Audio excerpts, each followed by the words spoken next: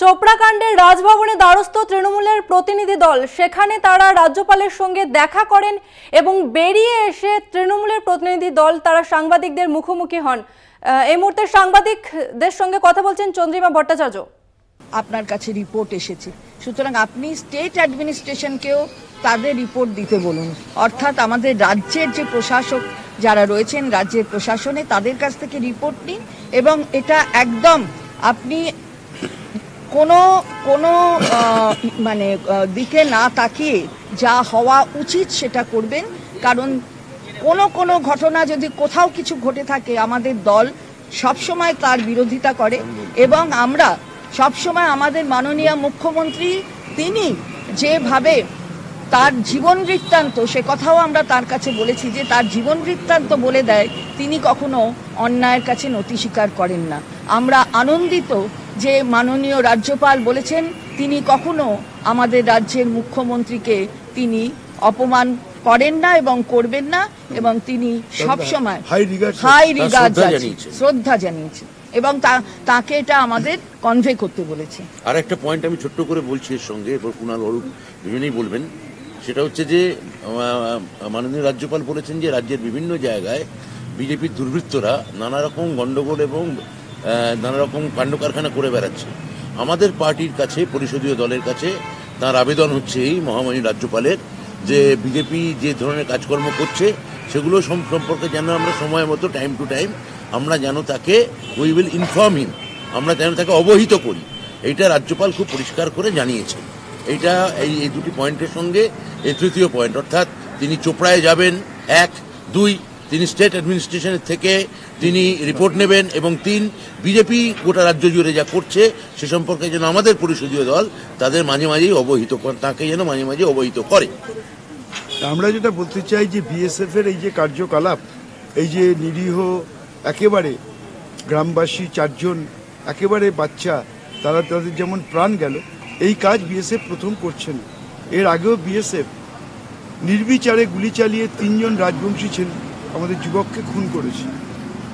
BSF বর্ডারে নিজেদের ইচ্ছে মতো কার্ড ডিস্ট্রিবিউশন করছে। তো বিএসএফ এর কাজ হচ্ছে বর্ডার পাহারা দেওয়া। তারা কোনো রাজনৈতিক দলের কথায় ডে টু ডে অ্যাক্টিভিটিসে তারা অংশগ্রহণ করছেন, এবং তাদের এই গাফিলতির জন্যই 4টি শিশুর প্রাণ গেল। এর আগে 3 জন রাজবংশীর প্রাণ গেল, এবং তারা আমাদের স্টেট অ্যাডমিনিস্ট্রেশনকে আরও বেশি ডিস্টার্ব করতে চাইছেন। সেটা আমার মনে হয় এটা আপনাদের জানানো উচিত, সেটাও আমরা মহামান্য রাজ্যপালকে জানিয়েছি। কুণাল বলুন। আমরা খুব স্পষ্টভাবে সন্দেশখালি নিয়ে রাজ্যপালকে বলেছি যে আপনি যে রিপোর্টটা প্রকাশ করেছেন সেই রিপোর্টটা পক্ষপাতদুষ্ট এবং ভিত্তিহীন কিছু অভিযোগের উপর দাঁড়িয়ে, ফলে আপনার সেটা নিরপেক্ষভাবে দেখা উচিত, এবং তার জন্য কে কি বলছে তার উপর দাঁড়িয়ে তো রিপোর্ট হয় না। রাজ্যের সংশ্লিষ্ট প্রশাসনের তরফ থেকে, রাজ্য সরকারের কাছ থেকে আপনি রিপোর্টটা চান। রাজ্যপাল, মহামান্য রাজ্যপাল তিনি বলেছেন এ বিষয়ে তিনি রাজ্য সরকারের কাছ থেকেই বা রাজ্যের কনসার্নড অথরিটির কাছ থেকেই রিপোর্ট চাইবেন। তাকে আমরা খুব স্পষ্টভাবে বলেছি এবং তিনি গুরুত্ব দিয়ে শুনেছেন যে এই যে এখন বলা হচ্ছে যে লাগাতার ওখানে কোনো খারাপ কাজ হতো, কোনো নারী নির্যাতন হতো, তাহলে সিপিএমের যে অ্যারেস্ট হয়েছে নিরাপদ সর্দার বা বিজেপির যে অ্যারেস্ট হয়েছে বিকাশ সিং, তারা এতদিন ধরে একটা শব্দ বলেননি কেন? 15 বছর। মহামান্য রাজ্যপাল, আপনি শুধু এটা বিবেচনা করুন যে মহিলারা না হয় মুখ খুললেন না, কিন্তু এতদিন ধরে একটা খারাপ ঘটনার কথা সিপিএম, বিজেপি, কংগ্রেস আর আইএসএফ বলল না, আর আজকে রাজ্যকে কলুষিত করার জন্য, রাজ্য সরকারকে কলুষিত করার জন্য এই কুৎসা করছে। এটা যদি কোথাও কারুর ব্যবহারে কোনো সমস্যা থাকে, কেউ দুর্ব্যবহার করেছে বা অন্য কোনো জোর জুলুম করেছে, সরকার ব্যবস্থা নিচ্ছে, পুলিশ ব্যবস্থা নিচ্ছে, দলও ব্যবস্থা নিয়েছে, কিন্তু মহামান্য রাজ্যপাল আপনি দেখুন যে এই কুৎসিত যে বার্তাটা দেওয়ার চেষ্টা করছে সেটা সঠিক নয়, সেটা মিথ্যা, সাজিয়ে আনছে, মিথ্যা কথা বলাচ্ছে। রাজ্যপাল বিশেষ গুরুত্ব দিয়ে গোটা বিষয়টি দেখেছেন এবং তিনি আলোচনা করতে গিয়ে যা যা বলেছেন সে নিয়ে কোনো মন্তব্য করব না, কিন্তু তাতে যেটুকু আলোচনা হয়েছে তাতে আমাদের মনে হয়েছে যে তিনি শুনছেন এবং এরপর তিনি জানিয়েছেন যে সন্দেশখালি নিয়ে তিনি রিপোর্ট চাইবেন রাজ্য সরকারের কাছে, একতরফা নয়, তিনি রাজ্য সরকার বা রাজ্য প্রশাসনের রিপোর্ট শুনবেন। পাশাপাশি তৃণমূল কংগ্রেসের তরফেও সারা রাজ্যে বিজেপির বিরুদ্ধে যা যা অভিযোগ আছে বা কিছু কিছু কথা তার কানে আসছে, যেটা ব্রাত্য বসু বললেন, সেটা যেন তৃণমূল কংগ্রেসও তাকে নিয়মিত যখন যা ঘটবে, যখন যা বক্তব্য আছে সেটা তাকে অবহিত করে। আমরা আরেকটা কথাও মহামান্য রাজ্যপালকে বলেছি যে আমরা অনেকগুলো সংবাদপত্রে দেখেছি যে কিছু একজন মহিলা, 2-3 জন মহিলা তারা বিজেপি নেতাদের সঙ্গে ঘুরে বেড়াচ্ছে, তারা বিজেপির নেত্রী, কিন্তু আমরা দেখছি মুখ ঢাকা দিয়ে তারা সেখানে সন্দেশখালির ব্যাপারে মুখ ঢাকা দিয়ে তারা অনেকগুলো কথা বলছেন। এই যে সাজানো ঘটনা, এটাও আমরা মাননীয় রাজ্যপালকে বলেছি যে পুরোটাই প্রি প্ল্যান এবং পুরোটাই বিজেপি এবং সিপিএম একসঙ্গে হাতে হাত মিলিয়ে করছে। আজকেও বিরোধী দলনেতা তিনি সন্দেশখালীর উদ্দেশ্যে রওনা দিয়েছেন, বলেছেন 4 জন নিয়ে যাবো যাতে 144 ধারা ভঙ্গ না হয়। আটকালে তিনি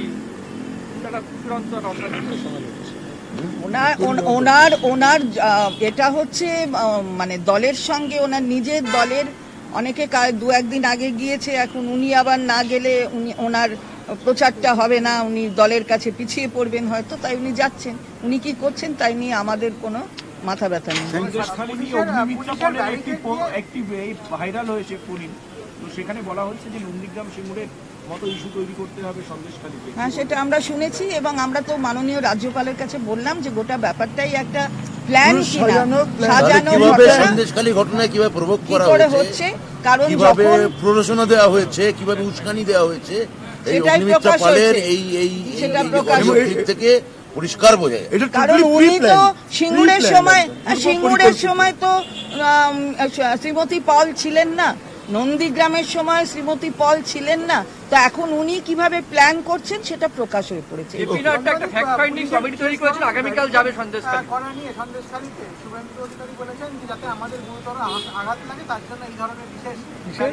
বিশেষ ধরনের নাকি ব্যারিকেড। দিল্লিতে কৃষক আন্দোলন দমন করতে লোহার পেরেক নিয়ে ঘুরছে পুলিশ। কৃষক আন্দোলনকে লাঠি, গ্যাস, ব্যারিকেড, নানা রকমের তার বুলেট, রবার বুলেট, জলকামান, আসল বুলেট এবং বিভিন্ন রকম ব্যারিকেডের মধ্যযুগীয় বর্বরতার সঙ্গে লোহার পেরেক, লোহার গজাল নিয়ে ঘুরছে। সেই দলের শুভেন্দু বড় বড় কথা বলছে।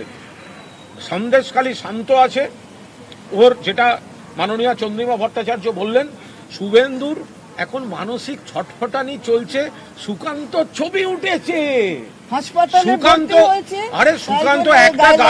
সুকান্ত একটা গাড়ির উপর উঠেছে। শুভেন্দু চাইছিল ডবল ডেকার বাসের উপর উঠতে, ওই রুটে ডবল ডেকার বাস চলে না।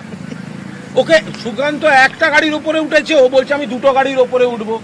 সুকান্ত যে হসপিটালে ভর্তি হবে, ওর দাবি হচ্ছে তার থেকে বেশি কেবিন আছে, এরকম বড় হসপিটালে নিয়ে যেতে হবে। ওর লড়াই তো সুকান্তর সঙ্গে।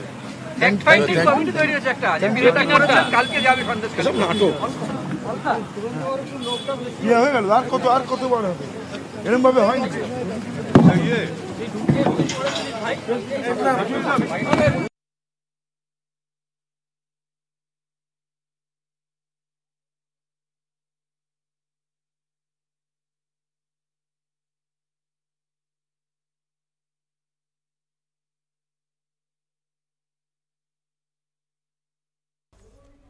একটু আগে দেখাচ্ছিলাম তৃণমূলের সাংবাদিক বৈঠক, রাজ্যপালের সঙ্গে দেখা করার পর তারা কি বললেন সাংবাদিকদের মুখোমুখি হয়ে।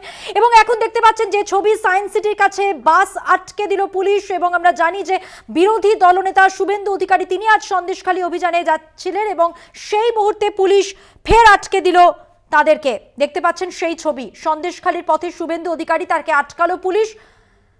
দেখছেন সেই মুহূর্তের ছবি।